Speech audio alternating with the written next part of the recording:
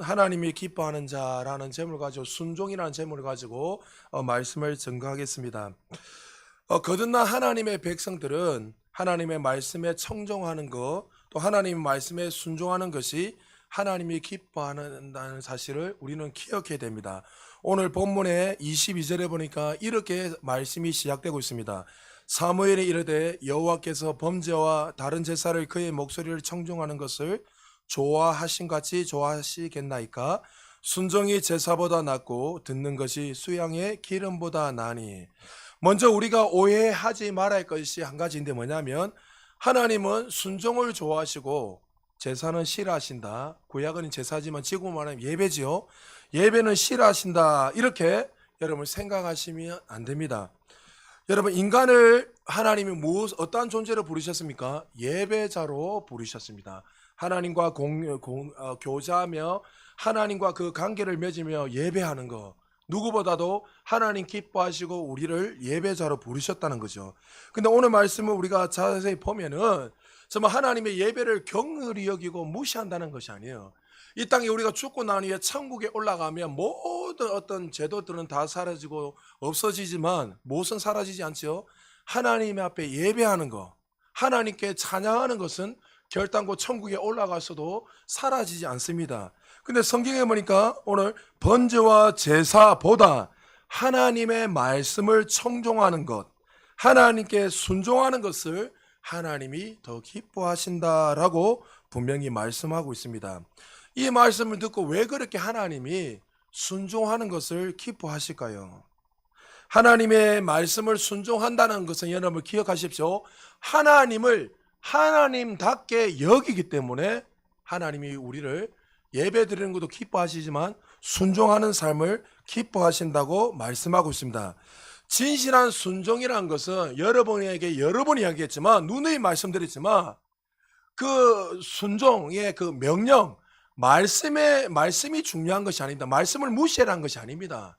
그 명령이 중요한 것이 아니라 말하신 분이 누구신가, 그게 중요한 거야. 우리는 자꾸 명령에 자꾸만 그게 집중하는데, 그 말씀에 집중하는데, 그 말씀을 말하시는 분이 누구십니까? 전지전능하신 하나님이기 때문에 순종하는 겁니다. 할렐루야. 여러분, 말씀도 당연히 말씀이 잘못됐다는 게 아니에요. 우리는 자꾸 순종하십시오 하면 이 말씀을 할 수도 있고 못하지, 다양하게 이야기하지만 내가 원하는 대로 듣고 한다, 이것이 아니라 말씀하시는 분이 전지전능하신 창조주 하나님이시기 때문에 우리는 그 말씀에 순종하는 것입니다.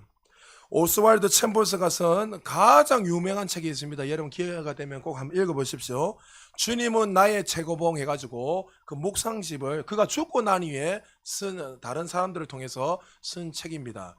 이 땅에서 가장 많이 팔리고 가장 많이 기독교인들이 읽혀진 책이 뭡니까? 성경책이죠. 성경책 다음으로 많이 읽힌 책이 철로역정이고, 철로역정 다음으로 가장 많이 읽었던 책, 가장 영향을 많이 준 게 올스월드 챔버스의 하나님은, 쉽게 말해 예수님은 나의 최고봉입니다, 나의 최고봉입니다는 이 책입니다. 이 책은 사실 100년 전에 쓰여진 책인데 어떻게 아직도 많은 사람들이 이 책을 읽으면 은혜를 받고 도전을 받고 영감을 받고 삶의 변화가 일어났습니까? 데이빗 맥키스라는 사람이 올스월드 챔버스의 책이 왜 100년이 지나도 지금까지도 수많은 사람들에게 영향을 끼치고 또 지금도 많은 사람들이 은혜를 받는가 연구해보니까, 오스월드 챔버스의 삶 자체가 그 책에 그대로 담겨져 있고 녹아져 있기 때문에, 그 사람이 그냥 이론적으로만 적은 것이 아니라 자신의 삶을 예배자로서 그 말씀을 절대적으로 순종하며 살아갔던 그 모든 삶이 그대로 묻어나왔기 때문에 모든 사람들이 그 책을 읽을 때마다 은혜가 되고 삶의 변화가 일어났다는 거죠. 사실 본래 챔버스는 그런 사람이 아니었습니다. 고고학과 미술과 또 문학의 조예가 깊어서 그게 심취했고 많은 사람들에게 영향력을 줬는데, 어느 날 갑자기 이제 하나님을 깊이 만나고 나온 후에 그의 인생의 모토가, 중심이 완전히 바뀌어버린 거예요. 어떻게 바뀌었냐면, 최상의 하나님께, 최고의 하나님께 나의 전부를, 최고를 드리며 내가 살아야 되겠습니다 하고 그가 결단하고 주님을 더 깊이 만나는 애 자신의 모든 삶을 하나님 앞에 올려드리면서 살았던 사람이었습니다. 그가 런던 성경학교에서 수많은 사람들에게 말씀을 양육하고 가르쳤고, 또 1차 세계대전이 일어났을 때 이집트 자이툰에서 YMCA에서 군목으로 파송을 받아서 그 사람들에게 복음을 전했습니다. 여러분, 1차 전쟁이 일어날 때 얼마나 많은 사람이 죽었습니까? 그때 젊은 청년들이 두려워하고 떨고 있는 그 현장에 직접 그가 들어가서 그 천막마다 많은 사람들에게 찾아가서 아침으로 저녁으로 복음을 전하는 거예요. 하나님이 살아계십니다. 하나님은 당신이 주인이 되기를 원하십니다. 이 모든 만물을 창조하신 분이 하나님이십니다. 예수 외에는 결단과 구원이 없습니다. 그 주님을 만날 때 진정한 행복과 구원과 여러분의 인생의 목적을 깨닫게 됩니다. 아침 저녁으로 모든 청년들에게 가는 사람들마다 하나님의 말씀에 순종해서 복음을 전하시겠습니다. 그 수많은 위기 가운데, 전쟁 가운데서 그 말씀을 통해서 수많은 청년들이 회심하게 되고 위로함을 받고 힘을 얻고 참된 평안을 누리게 됐습니다. 그렇게 전쟁의 현장에서 살다가, 그렇게 섬기다가 젊은 나이에 44살에 하나님의 품에 올라갔습니다. 그의 삶을 이후에 추적해서 나온 책이 바로 금방 말씀드렸던 주님은 나의 최고봉입니다. 그 책이 묵상집입니다. 1장 한 장 하나. 우리가 왜 최고의 하나님께 우리가 그렇게 살아야 되는가 해서 한 절 한 절이 쫙 놓으면서 한 절 놓아서 이렇게 살아야 됩니다라는 것을 묵상집으로 후에 많은 분들이 만들어냈습니다. 그래서 그 주님은 나의 최고봉을 원문으로 보면 어떻게 되냐면, 주님께 나의 모든 삶을 순복한 자. 다시 말해서 우리나라 책으로는 오스왈드 챔버스의 순종이라는 책으로 나오게 되었습니다. 그가 이렇게 평생 순종하면서 자신의 모든 삶을 드릴 수 있었던 이유가 뭡니까? 하나님이 누구신지 알았다는 거예요.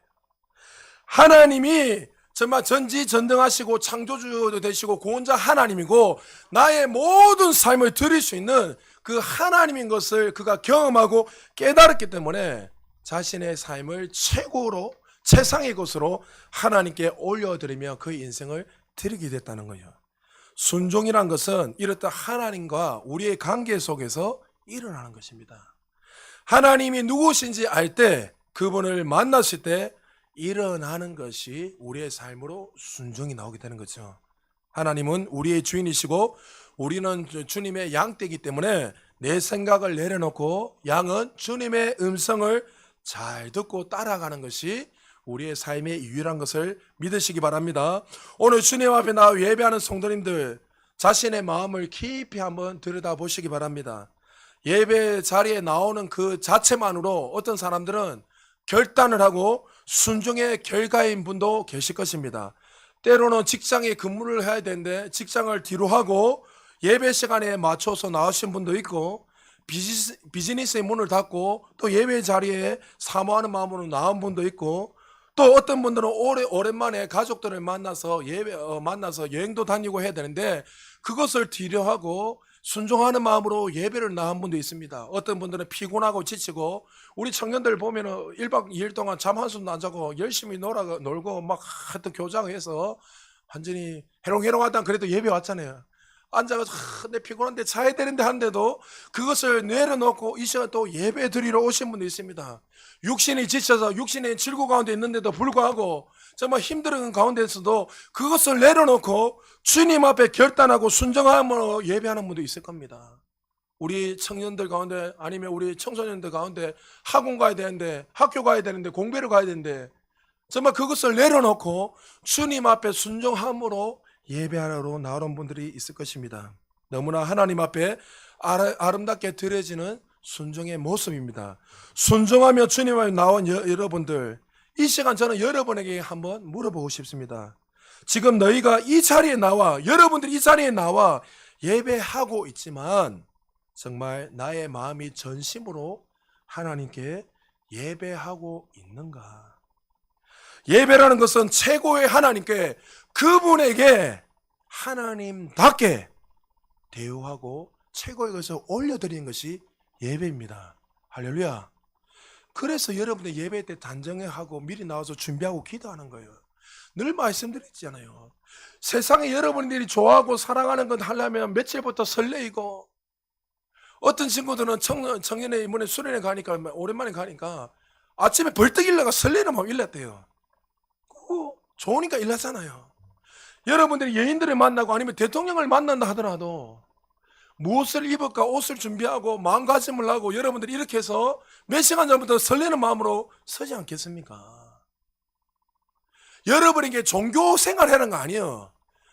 내면이 준비되지 않는데 외모만 갖추어라 이 말이 아닌 거예요. 내면이 하나님께 그렇게 되면 외적으로도 자연스럽게 나오는 것이지요. 많은 사람들이 지금 예배하러 나오지만 정말 주님 앞에 최고의 하나님께 내가 최선을 다해서 최고의 것을 올려드리면서 나의 전부를 주님께 몰입하면서 온전히 전심으로 하나님께 예배하며 하나님답게 하나님을 올려드리며 예배하는 줄 한번 돌아보시기 바랍니다. 오늘 본문은 하나님이 기뻐하시는 순종의 삶을 마땅히 걸어야 이 사울왕이 순종의 삶을 버리고 불순종으로 말미암아 하나님의 아파하는 그 내용이 오늘 본문에 나옵니다. 사울왕은 정말 누구보다 겸손한 사람이었고 온유한 사람이었고 많고 많은 수많은 사람들 중에서 초대 왕으로 사람이 세운 이스라엘 처음에 초대 왕으로 세웠으니 얼마나 하나님이 고르고 그리고 사람들이 볼 때도 저 사람이 외모적으로 저 사람 그냥 왕이다 할 정도로 인정을 받고 존경을 받았던 왕이었습니다. 그런데 하나님의 백성을 하나님이 기뻐하시는 삶으로 이끌어갈 이 왕이 하나님의 명령을 거부하고 하나님 뜻을 실어버리고 불순종함으로 말미암아 그의 삶이 비참해지게 됐다는 것이 오늘 본문에서 나오고 있습니다. 자, 오늘 본문에 나온 사울의 모습이 어떤지 한번 보겠습니다. 15장 2절에서 3절, 우리 2절 같이 두 절 같이 한번 읽어보겠습니다. 시작. 만군의 여호와께서 이같이 말씀하시기를 아말렉이 이스라엘에게 행한 일 곧 애굽에서 나올 때 길에서 대적한 일로 내가 그들을 벌하노니 지금 가서 아말렉을 쳐서 그들의 모든 소유를 남기지 말고 진멸하되 남녀와 소아와 젖먹는 아이와 우양과 낙타와 나귀를 죽이라 하셨나이다 하니 하나님께서 사무엘에게 생각지 않는 이야기를 하십니다. 어떤 거요? 아말렉을 멸하라는 거예요. 아이든 어른든 짐승도 상관없이 다 멸하라겠습니다. 아니 그냥 그 전쟁에 나온 사람들만 멸하면 되는데 그 시까지 다 멸하라는 거 너무 잔인하지 않습니까? 여러분 고대 근동의 그 당시에 전쟁을 좀 이해해야 됩니다. 그들이 전쟁을 할 때는 여러분 영적인 더 내용들은 이야기하지만 일반 상식을 이야기했습니다. 그 당시에 여러분 고대 근동 시대에 전쟁을 한다는 것은 나라가 전쟁한다는 것은 그 나라와 전쟁하는 것이 아니라 하나님과 이방 신과의 싸움인 거예요. 이해됩니까? 신과 신과의 싸움이란 말이죠. 그러니까 이스라엘 백성들을 대적한다는 것은 누구를 대적하는 거예요? 하나님을 기만하고 대적하는 거예요. 그래서 하나님께서 이 아말렉 조석을 한 명도 빠짐없고 다 진멸하는 거예요. 또 한 가지 이유가 있죠. 아말렉은 무엇을 상징합니까? 하나님의 언약의 백성들이 하나님 뜻을 이루지 못하는 그 뜻을 막게 하는 무리가 아말렉이었습니다. 우리로 지금 말하면 죄와 같은 거죠. 하나님의 뜻을 이루려면 자꾸 보면 죄를 짓게 하고 불순종하게 하고 그 모든 어떤 것들을 통칭해서 설명하는 게 바로 아말렉이란 말이죠. 그러니까 죄의 모양을 다 끊어버리기 위해서 하나님 영적인 의미에서는 그래서 멸하라는 거예요. 그래서 출애굽기 17장에 보면 하나님께서 어떻게 말씀하십니까? 내가 너희 대대로 이스라엘과 아말렉을 쳐 죽이면서 대대로 너희와 싸우리라 했잖아요. 그러니까 이 전쟁은 하나님께 속해 있고 이 죄의 문제는 우리가 할 수 없기에 누가 친히 우리를 승리케 하신다는 거예요? 하나님께서 하신다는 거예요.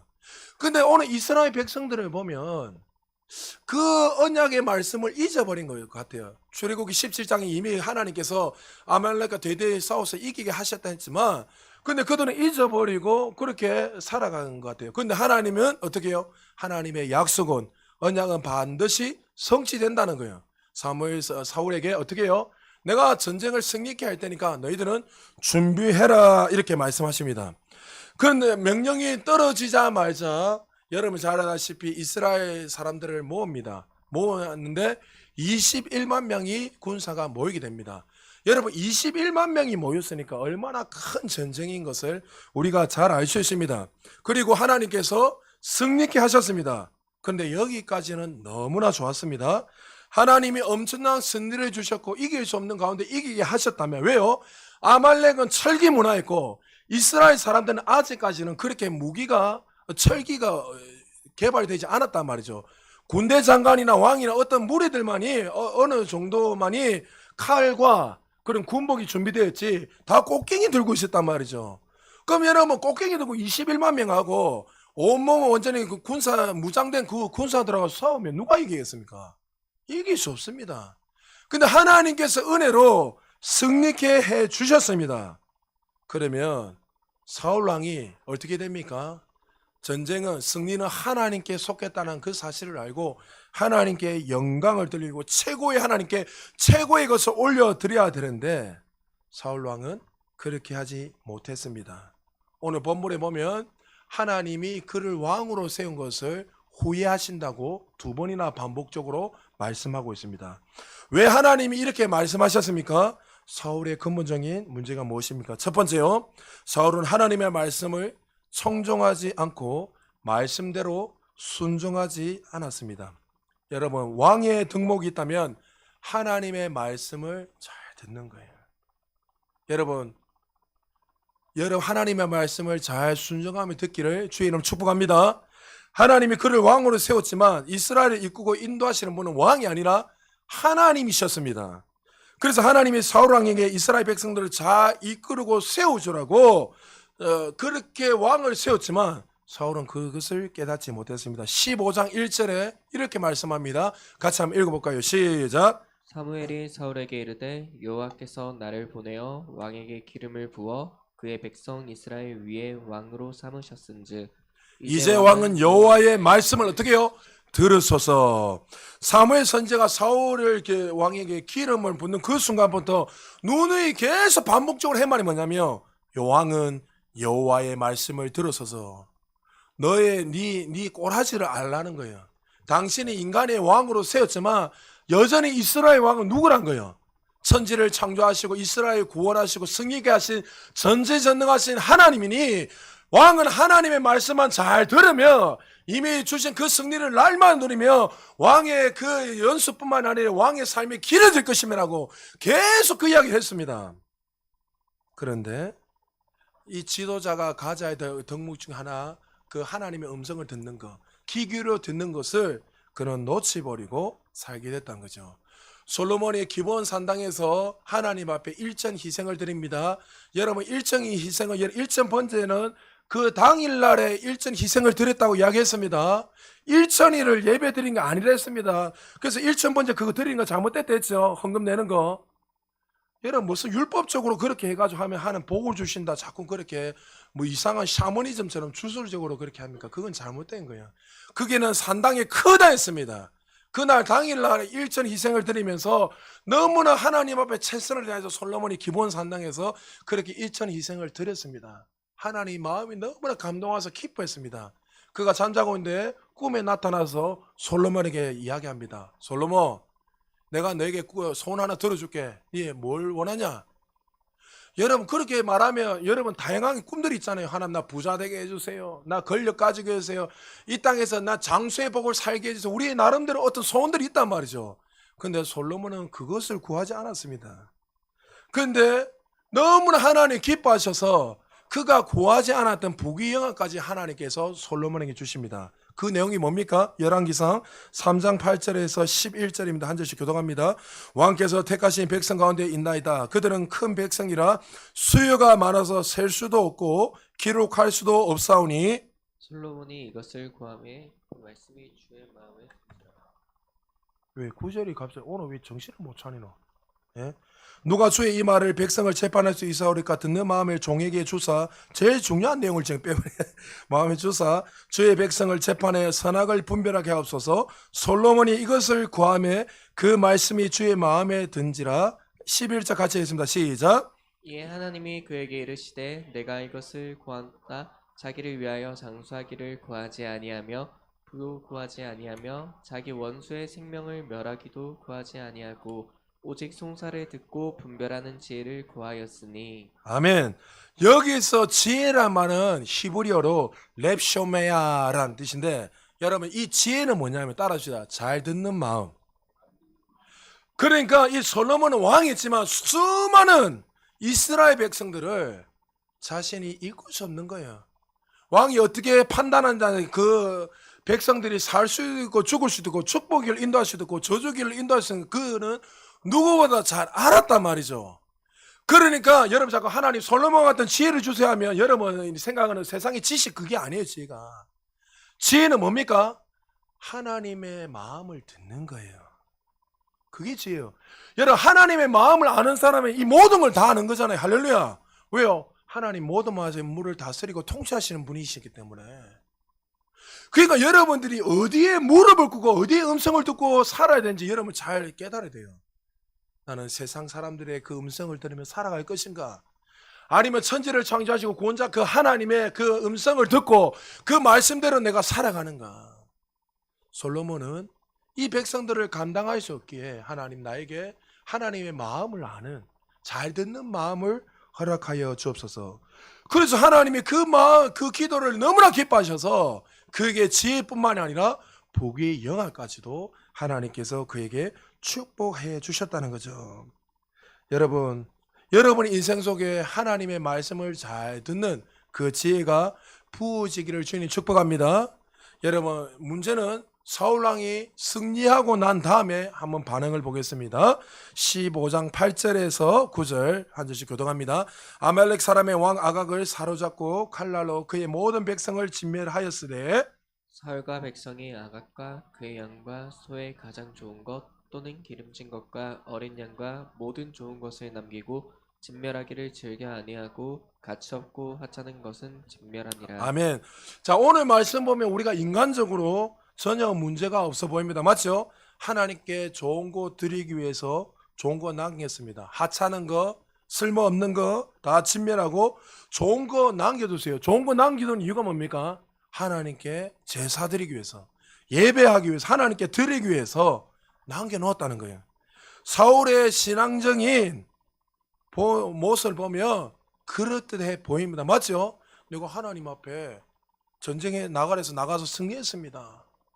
다 진멸했고, 이거 뭐 좀 좋은 거 남아서 이거 내가 먹으려 한 것도 아니고 이거 하나님께 바치고 예배하기 위해서 내가 남겨놨습니다. 인간적으로 보면 참 지혜롭고 뛰어난 사람. 세상 사람들은 이런 사람들 보고 지혜로운 사람에게 이야기하면서 오히려 칭찬할 거예요. 맞죠? 이런 사울에게 가장 심각한 문제가 무엇이었습니까? 하나님의 말씀대로가 아니라 자기 생각대로 하나님께 예배 드리러 나오는 것이 가장 큰 문제였습니다. 인간의 타락 첫 시작이 어디서부터 왔죠? 하나님 동산 중앙에 있는 선악을 알게 하는 나무를 아담에게 먹지 말라고 했습니다. 먹으면 정녕 죽으리라. 그것이 하나님의 말씀이었고 하나님의 뜻이었습니다. 그러나 아담은 하나님의 말씀을 경홀히 여겼습니다. 무시했습니다. 하나님을 하나님답게 여기지 않았습니다. 하나님이 천지를 창조하시고 나의 구원자시고 우리를 살릴 수도 있고 죽일 수도 있고 우리 인생을 경영하시는 그 주인인 것을 아담은 믿지 않았습니다. 그러니까 어떻게 해요? 그 말씀을 경홀히 여기게 되니까 무시하니까 어떻게 해요? 선악을 알게 하는 나무를 따먹고 불순종하는 삶을 삶으로 말미암아 그의 인생이 비참해져 버렸습니다. 왜 많은 그리스도인들이 하나님 말씀을 따르지 않고 불순종하며 살아갑니까? 간단합니다. 하나님을 하나님답게 보지 못하는 거예요. 뭐 하나님 그럴 수 있죠. 하나님을 경외하는 삶으로 살아가는 것이 아니라 하나님이 우리의 주인 되시고 구원자인 것을 믿는 것이 아니라 하나님을 하나님답게 여기지 않으니까 하나님 말씀하셔도 그럴 수 있죠. 그렇게 자신의 중심으로 자기 중심적으로 그렇게 살아간다는 거죠. 이렇게 살았던 대표적인 사람들 누굽니까? 출애굽의 1세대 이스라엘 백성들입니다. 그들이 하나님의 축복으로 출애굽했지만 왜 그들이 젖과 꿀이 흐르는 그 가나안 땅을 눈앞에서 보고 들어가지 못했습니까? 히브리서 기자 3장 18절 19절에서 이렇게 그들을 향해 말합니다.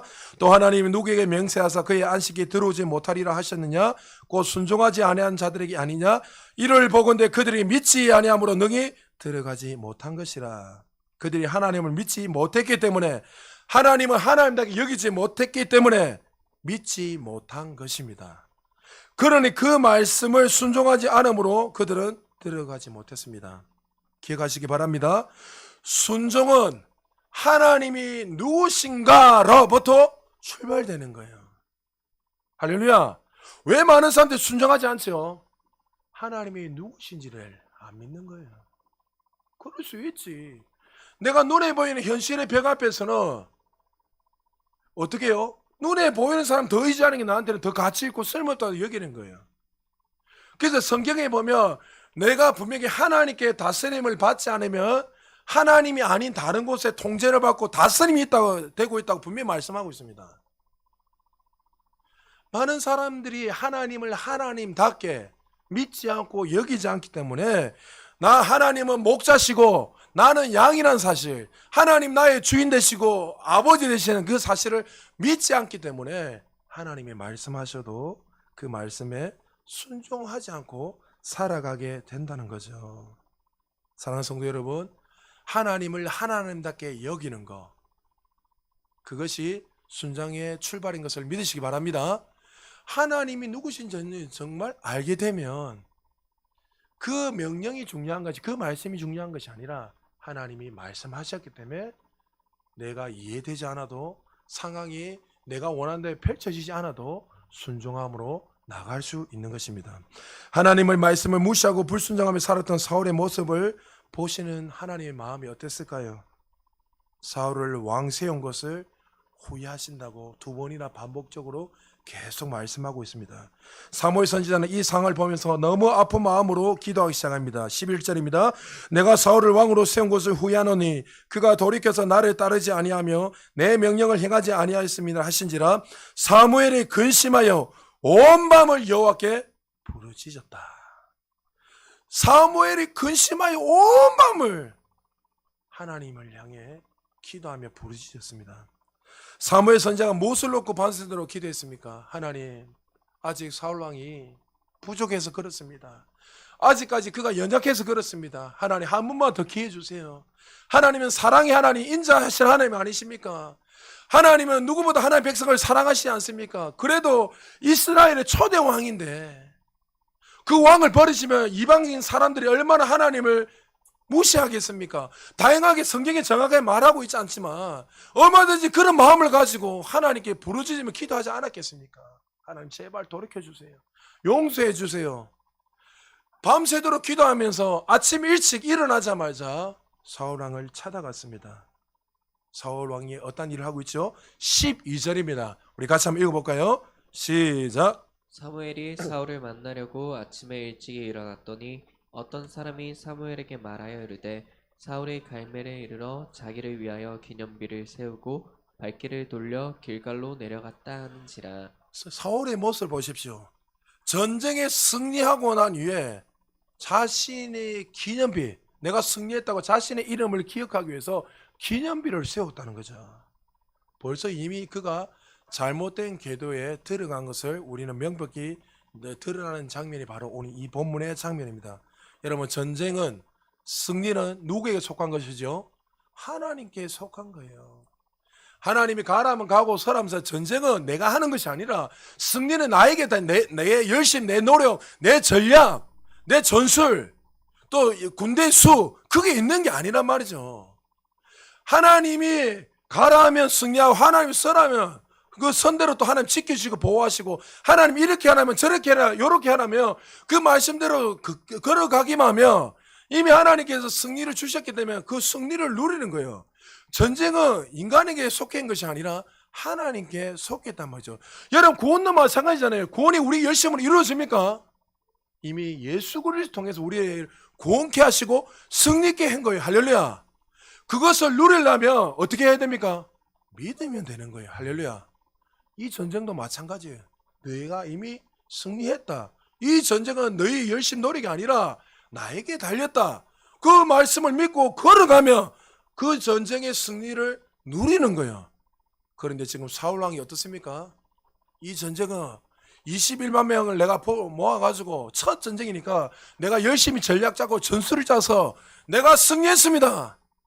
그러면서 자신의 영광을 위해서 최고의 하나님께 최선의 것을 올려드린 것이 아니라 그 모든 영광을 자신에게 돌리고 있는 사울왕이었습니다.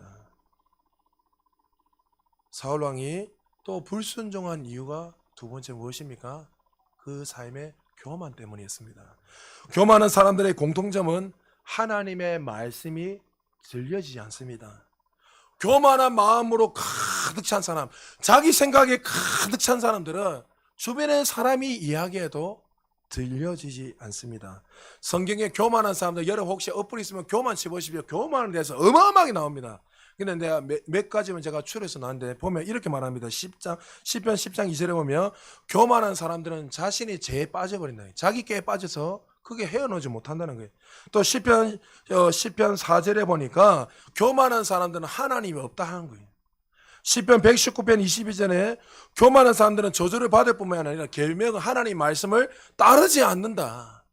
그리고 잠언 11장 2절에는 교만이 오면 욕도, 여기는 다른 원문이나 영예에 보면 수치다. 교만한 사람들은 수치를 당한다고 말씀하고 있습니다. 그리고 잠언 16장 18절에 여러분이 잘 아는 내용이죠. 현대에 보니까 교만은 파멸의 아점이고 거만한 마음을 망하는 지름길이다. 그러니까 교만한 사람 그 자체는 하나님 없이 살아가고 죄악 가운데 살아가고 자신이 주인에서 살아가니까 결론은 그 인생이 어떻게 해요? 망한다는 거죠. 성경에서 이스라엘 백성들에게 끊임없이 하는 말이 뭡니까? 곧은 이마, 곧은 목, 곧은 마음.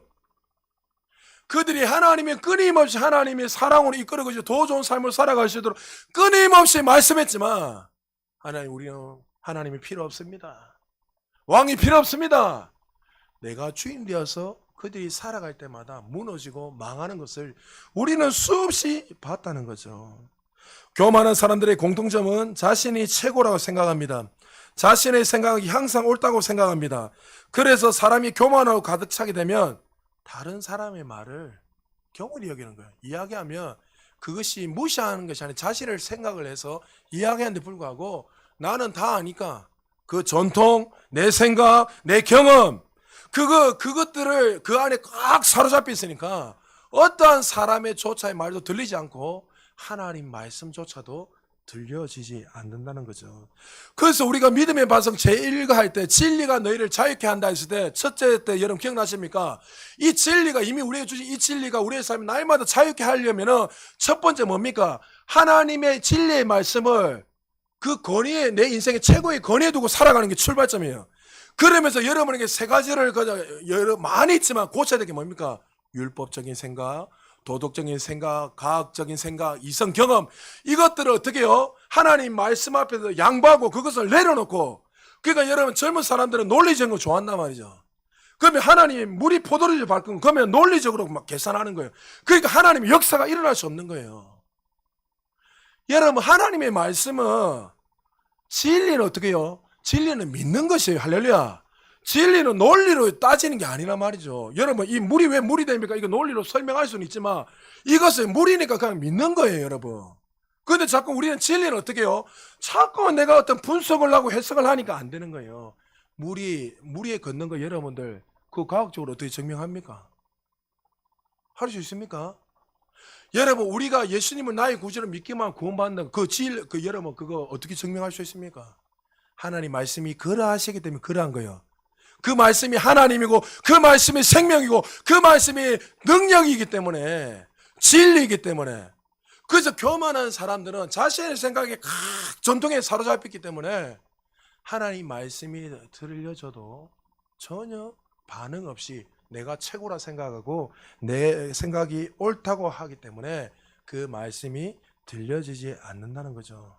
모든 생각이 자기 중심이고 자기 유익을 위해서 살아가기 때문에 그의 삶에 하나님의 이름이 아니라 마치 사울왕이 자신의 영광을 위해서 기념비를 세운 것처럼 모든 영광을 하나님께 돌리는 것이 아니라 자신에게 돌리며 살아간다는 거죠. 사무엘 선지자가 사울을 만나서 13절 이렇게 말합니다. 사무엘이 사울에게 이른즉 사울이 그에게 이르되 원하건대 당신은 여호와께 복을 받으소서 내가 여호와의 명령을 행하였나이다 하니 사무엘 선지자가 먼저 축복합니다. 당신은 복을 받으소서 축복했단 말이죠.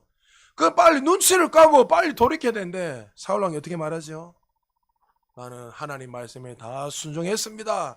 행하였습니다 하면서 자신 있게 이야기한다는 거죠. 사실 그 말은 틀린 거 아니죠. 하나님이 전쟁을 준비해라니까 군사를 모아서 준비했습니다. 승리했습니다. 아말렉을 진멸을 했으니까 진멸했습니다. 전쟁에서 승리했습니다. 그리고 가장 좋은 것을 남겨서 하나님께 제사하는 거, 그 마음 참 좋습니다. 그러나 문제는 사울왕이 가장 큰 문제가 뭡니까? 자신의 신앙의 수준에 맞춰서 하나님에 나오며 예배드린 거예요. 내가 이렇게 하면 하나님이 기뻐하신다 생각한 거예요. 이게 문제란 거예요. 여러분 잘 들으셔야 돼요. 여러분 신앙생활 할 때 자꾸만 말씀이 아닌 내가 이렇게 하면 하나님 기뻐하시겠다 이렇게 살아가는 분들 많이 있습니다. 이거 위험한 거예요, 여러분.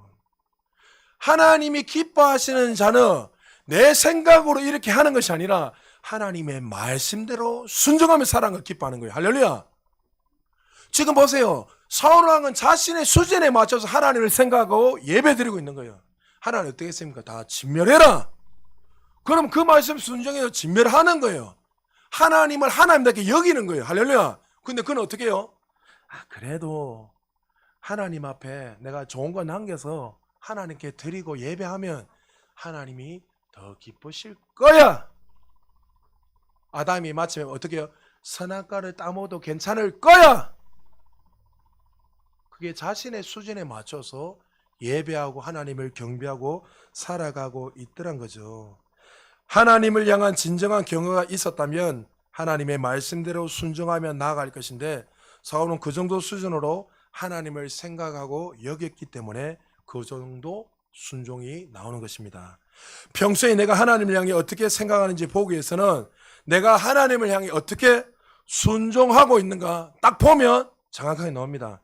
믿음이라는 것은 드러나지 않단 말이에요. 내 안에 잠재되어 있고 보이지 않지만 순종이라는 것은 내 생각, 내 삶 모든 행동에서 흘러나오기 때문에 순종이 하나님 향해 진정한 믿음을 보여주는 척도가 되는 거예요. 믿습니다, 믿습니다. 이게 믿음이 아니라 내가 정말 믿어진다면 삶으로 나오는 거예요. 할렐루야. 근데 우리는 자꾸만 내 믿음이 크니까 논리적으로 지식 좀 많이 하니까 내 믿음이 클 거야. 아닙니다, 여러분. 믿음의 척도는 다른 게 아니에요. 내가 정말 그 하나님을 경외하고 믿는다면 반드시 우리의 삶으로 예배자로 순정한 사랑이 나오는 거예요. 그래서 여러분 계속 하나님을 믿는 사람들을 강조하는 건 뭡니까? 행해라. 믿는다면 행하는 것이에요. 복음은 전하는 것이에요. 할렐루야. 기도한다고 사람이 구원받는 게 아니라면 성경에 그런 말이 어디 있습니까? 왜 자꾸 여러분들이 이상한 데 빠져가지고 기도만 하고 있어요? 기도는 내가 할 수 없으니까 하나님 만문을 열어주세요 하면 하나님께서 우리에게 말씀에 지혜를 주시고 우리에게 그것을 통찰력을 주셔서 너 이렇게 해서 복음을 전하라고 지혜를 주시는 거예요. 그런데 하나님이 그렇게 빨리 전하라고 지혜를 준데도 불구하고 어떻게 해요? 전하지도 않고 앉아 기도만 하고 있는 거예요. 맨날 며칠이도 언젠간 되겠지. 그 사람 죽어버리면 어떡합니까? 그러니까 여러분이 기도할 때 하나님 이렇게 하라도 그 즉시 가서 내가 전하지 않으면 누가 들으리요? 그럼 하나님 분명히 우리에게 전하지 않으면 누가 들으리요 했잖아요.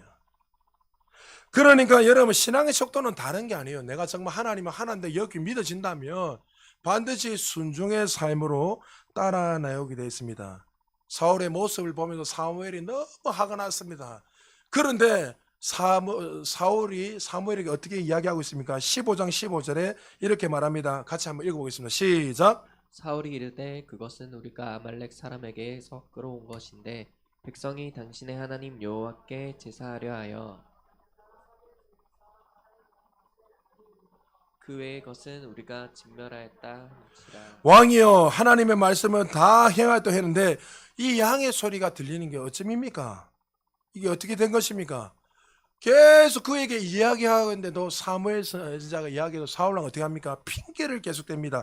20절에서 21절에 보니까 사울이 사무엘에게 이르되 나는 실로 여호와의 목소리를 천종하여 여호와께서 보내신 길로 가서 아말렉 왕 아각을 끌어왔고 여기까지 잘했죠. 순종했습니다. 아말렉 사람들을 진멸하였습니다. 다만 백성이 그 마땅히 멸할 것 중에서 가장 좋은 곳으로 길갈에서 당신의 하나님 여호와께 제사하려고 양과 소를 끌고 왔나이다 하는지라. 누구 핑계대죠? 백성 핑계, 무리 핑계. 내가 저 좋은 것을 끌고 온 것은 내가 원한 것이 아니라 당신의 하나님, 당신의 백성이 그렇게 하자 해서 그렇게 한 것입니다. 책임을 떠넘깁니다. 사울은 자기 책임을 모면하기 위해 백성이 당신이 하나님께 예배 드리려고 남겨둔 것이라고 계속 핑계를 댑니다. 리더가 무엇입니까? 왕이 무엇입니까? 백성들이 실수하면 그 실수를 가지고 하나님께 나아가서 엎드려 용서를 구하고 백성들을 대신해서 책임지는 것이 리더의 역할이요 왕의 역할 아닙니까? 그런데 사울은 병면만 하고 계속 백성들에게 책임을 전가합니다.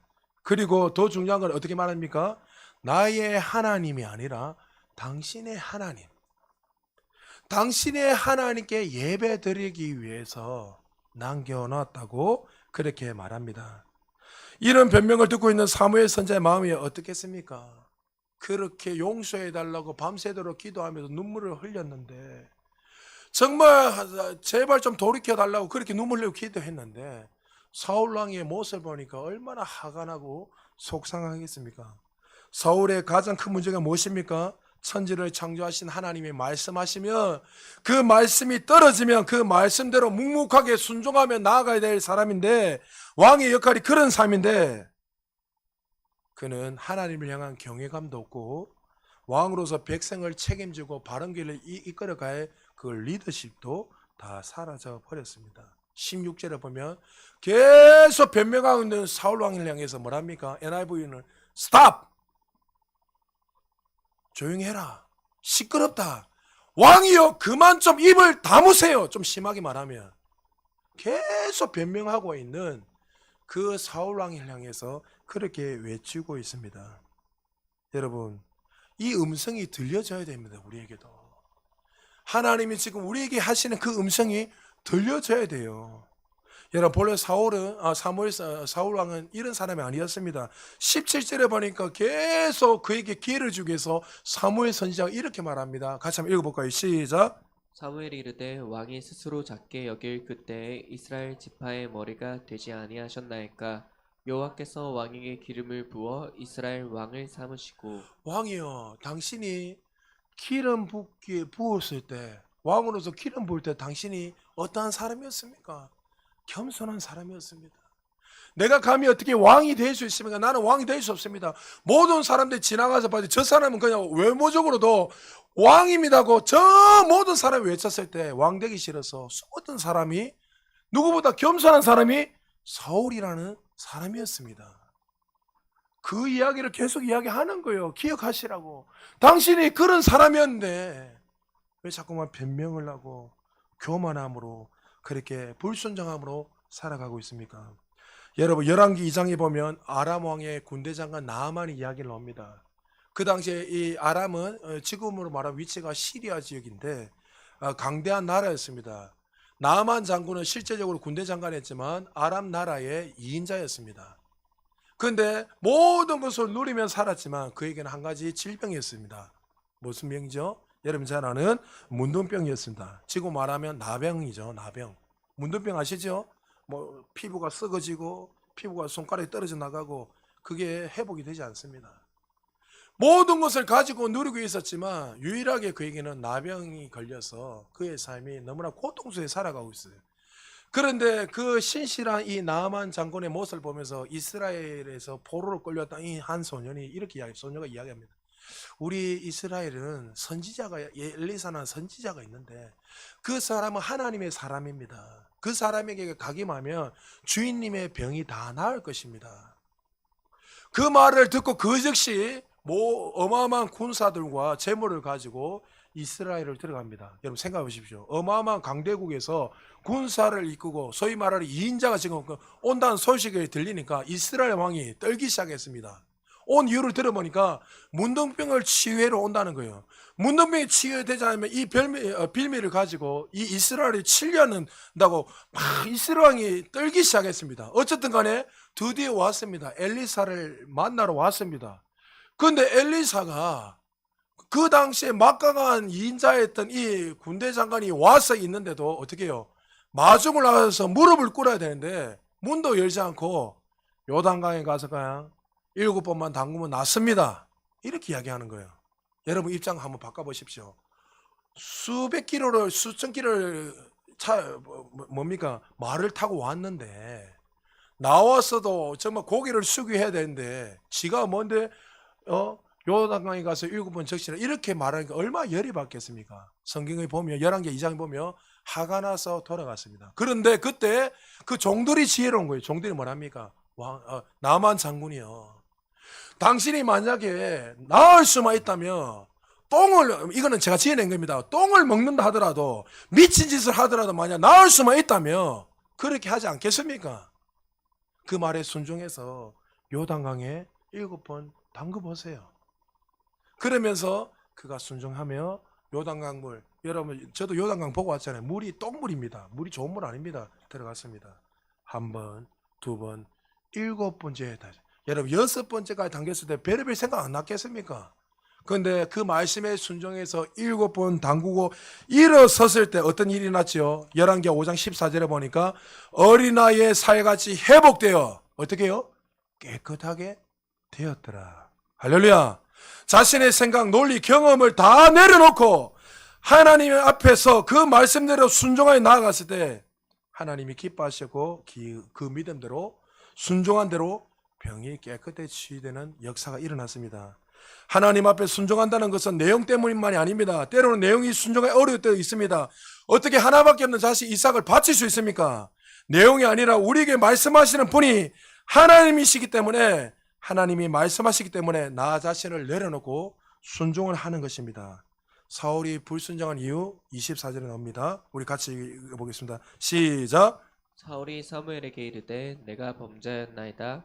내가 여호와의 명령과 당신의 말씀을 어긴 것은 내가 백성을 두려워하여 그들의 말을 청종하였음이니이다. 하나님을 경외하고 하나님의 말씀을 절대적으로 순종하며 살아야 할 왕이 오히려 백성들을 두려워하여 백성의 말을 청종하고 있는 사울의 모습이 보입니다. 하나님 앞에 무릎을 꿇어야, 잘 들으십시오. 하나님 앞에 무릎을 꿇어야 사람들 앞에 무릎을 꿇는 인생이 되지 않는 것인데 하나님을 두려워하지 않는 순간 사람들의 인정에 집어삼켜 버리게 되었습니다. 여러분 잘 들으십시오. 우리가 무릎을 꿇어야 된 것은 세상이 아니고 전지전능하신 하나님이십니다. 할렐루야. 하나님 앞에 무릎 꿇고 경외하며 살아가는 자들에게 하나님이 세상에서 높이십니다. 할렐루야. 많은 사람들은 세상 사람들의 기교에서 인정을 받기 위해서 열심히 살지만 오히려 그걸로서 무너지고 망한다는 것을 우리는 너무나 잘 알지 않습니까? 우리가 하나님을 향한 경외심을 잃어버릴 때, 하나님을 경배하며 살아가지 않을 때 반드시 그 사람들은 다른 것에 통제를 받으며 살아갈 수밖에 없습니다. 여러분들이 하나님께 무릎을 꿇지 않고 살아간다는 것은 반드시 여러분이 다른 것에 무릎을 꿇고 살아가는 거예요. 어떤 사람이 돈이 될 수도 있고, 어떤 사람은 권력이 될 수도 있고, 어떤 사람은 명예가 될 수도 있고, 어떤 사람은 자녀가 될 수도 있고, 어떤 사람들은 자신이 주인이 돼서 살아갈 수도 있습니다. 그렇게 종이 되고 노예가 돼서 평생 살다가 그렇게 인생을 말미에 비참하게 끝낼 수밖에 없다는 거죠. 그리스도인들에게 순종은 하나의 덕목이 아닙니다. 하나님이 누구신지 분명하게 알고 믿고 살아가는 사람들에게 나오는 열매가 순종입니다. 한 가지 예만 들고 마무리하겠습니다. 말씀을 준비하다가 한 선교사님의 그 일화가 생각이 났습니다. 이 선교사님이 원래 선교하기 전에 이분은 원래 외교관이었습니다. 여러분 외교관이면 외무고시 준비하고 해서 패스하고 정말 우리나라 말로 소위 말하면 상당한 높은 위치에 있는 사람 아닙니까? 나라를 책임지고 한 다른 나라에 가서 우리나라에 대변하는 그런 외교관 일을 하고 계셨던 분이었습니다. 그런데 그분이 외교관 일을 하면서도 항상 한 것이 뭐냐면 만나는 사람들마다 복음을 전하는 선교사 일도 했습니다. 한 번은 선교단체, 그 속해있던 그 선교단체에서 영향을 받은 그 선교단체에서 그분에게 이렇게 말했습니다. 외교관에 있으니까 좀 이제 외교관 일을 그만두고 이제 당신을 보니까 풀타임 사역으로 선교사 일을 좀 했으면 좋겠습니다. 그 말이 떨어지자마자 그 다음날 사표를 들고 외모에 들어가서 사표를 냈습니다. 그리고 나서 일주일이 지났습니다. 근데 선교단체 다시 또 연락이 와가지고 좀 생각해 보니까 그 외교관 일을 좀 더 했으면 좋겠습니다. 근데 여러분 알다시피 사직서가 하루아침에 되는 게 아니거든요. 절차가 있기 때문에. 그래서 그 말을 듣고 좀 더 외교관 일을 했으면 좋겠다. 그 말을 듣고 그 즉시 가니까 사표가 수리되지 않는 거예요. 그리고 나서 사표를 이렇게 수리하지 않고 다시 또 외교관 일을 했습니다. 그래서 어떤 사람이 한번 물어봤습니다. 아니 어떻게 이렇게 하면 이렇게 하고 저렇게 하면 저렇게 할 수가 있습니까? 그 일들이 쉽지 않는데. 근데 그 선교사님이 지금 선교사 일을 하는데 그 선교사님이 뭐라고 말하냐면 나를 위해서 기도해 주고 나를 위해서 영적인 멘토가 기도하는 분들이 나에게 말씀하셨는데 눈에 보이는 그 영적 멘토가 그 사람에게도 순종하지 못하는데 어떻게 내가 보이지 않는 하나님의 말씀에 순종하며 살아간다는 그것이 맞을 수 있습니까? 그래서 저는 그것이 순종하고 나간 것입니다. 여러분 잘 들으셔야 돼요. 눈에 보이는 그 사람의 말도 제대로 순종하지 못하는데 어떻게 하나님을 말씀을 순종할 수 있습니까? 그분은 나중에 이제 젊은 나이에 외교관 일을 내려놓고 지금도 선교사로서 그 일들을 잘 감당하며 살아가는 하나님의 사람입니다. 순종이란 것은 하나님을 정말 하나님답게 해드린 것을 말합니다. 내 생각, 내 계획, 내 만족, 내 명예, 인정 다 내려놓고 내 삶의 최고 우선순위가 하나님이 말씀하시면 그 말씀대로 순종하며 살아가고 있는가? 하나님의 말씀을 최종적인 권위를 두고 내가 그 말씀에 복종하며 살아가고 있는가? 그것이 순종이란 것이죠. 말씀 마무리합니다. 자기를 부인하고 하나님 말씀을 순종하는 거 우리 인생 속에 쉬운 거 아닙니다. 그러나 그것이 하나님을 정말 행복하게 하고 기쁘게 해드린 일이라며 그 순종으로 말미암아 하나님의 얼굴이 기쁨이 넘칠 것이고 행복하신다면 우리의 삶도 가장 의미가 있고 가장 행복한 삶을 누리게 될 것입니다. 사랑하는 성도 여러분, 여러분은 지금 이 땅을 살아가면서 어디에 우선순위를 두고 살아가고 있습니까? 혹시 오늘도 이 시간에 예배 드리면서 하나님 말씀을 경홀히 여기고 오늘만 한 시간 예배 딸랑 드리고 삶 속에서는 그거와 상관없이 혹시 살아가고 있는 분들이 계시지 않습니까? 최고의 하나님께 최고의 것, 최선의 삶을 올려드릴 때 하나님이 기뻐하실 뿐만 아니라 우리를 통해서 하나님이 영광을 받으십니다. 여러분 하나님 만나셨습니까? 최고의 하나님 만나셨습니까? 구원자 하나님 만나셨습니까? 그렇다면 여러분의 모든 삶을 최고의 것을 올려드림으로 말미암아 그렇게 예배자로 살아가다가 하나님 앞에 설 수 있는 우리 모두 되시기를 주님의 이름으로 축복합니다.